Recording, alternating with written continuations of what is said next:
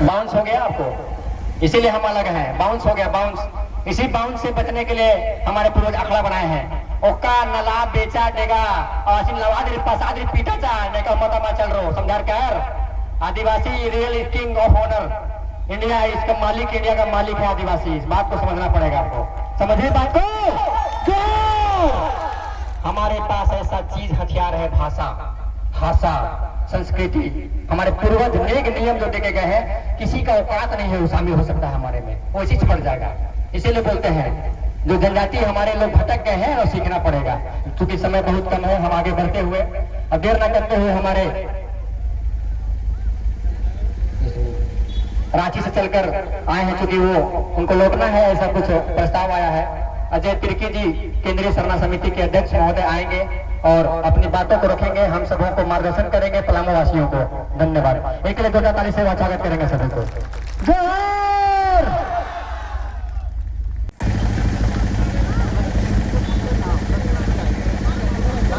तालियों से इनका स्वागत कीजिए।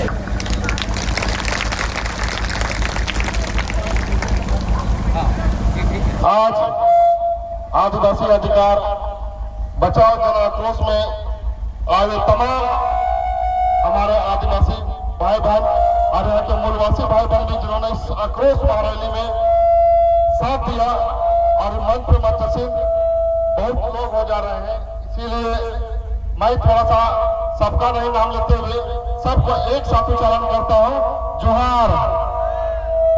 जिस तरह से आप जानते हैं कि ये जो कुर्मी महतो के द्वारा जो आदिवासी जो मांग किया जा रहा है, ये शुरू से ही गलत है। मैं इसलिए कह रहा हूं कि जब इनके द्वारा 2018 में जब मांग कर रही थी, उस समय भी हम लोगों ने रांची के हरमो मैदान में आक्रोश जुलूस निकाल करके विरोध करने का काम किया था साथियों, 2018 में। मैं इसलिए साफ करने का चाहता हूं कि इनका मांग ही गलत है। मैं इसलिए कहना चाहता हूं कि जो व्यक्ति अंग्रेजों के समय में जब इनका नाम 1930 में डाला जा रहा था, उसमें से इन लोगों ने कहा कि हम छत्रपति शिवाजी के वंशज हैं। समझ रहे हैं ना, हम बढ़ जाते हैं। हम आदिवासी को कोल कुकुर जंगली करके उच्चारण किया जाता था। इसलिए मैं कह रहा हूं, उस समय इन लोगों ने अंग्रेजों सरकार से कहा करके हमें अपना आदिवासी सूची से हटा लिया साथियों। और उस वक्त इन लोगों ने साफ तौर से कहा कि हम बड़ी जाति के हैं। अच्छा, हमारा देश आजाद हुआ 1947 में और 1950 में जब संविधान बना, उस संविधान में बाबा भीमराव अम्बेडकर के द्वारा जब हमें अधिकार मिला कि हम आदिवासियों को शिक्षा के क्षेत्र में, नौकरी के क्षेत्र में या फिर राजनीति के क्षेत्र में हमें अधिकार मिला, उस अधिकार को देख करके इन लोगों के मुंह में लाल टपकने लगा। कुर्मी महतो को देकर के हमारे आरक्षण को देकर के उनको लाल टपकने लगा और उस लाल टपकने का हमारा अधिकार खाने के लिए आदिवासी दर्जा का मांग करने लगे साथियों। मैं साफ तौर से कहना चाहता हूँ, ये लोग लालची टाइप के लोग हैं और हमेशा लालची से किसने आदिवासियों का जमीनों को भी हड़प के रखा है साथियों। मैं साफ तौर से कहना चाहता हूँ और इसकी नजर मुखिया से लेकर मुख्यमंत्री तक के साथियों।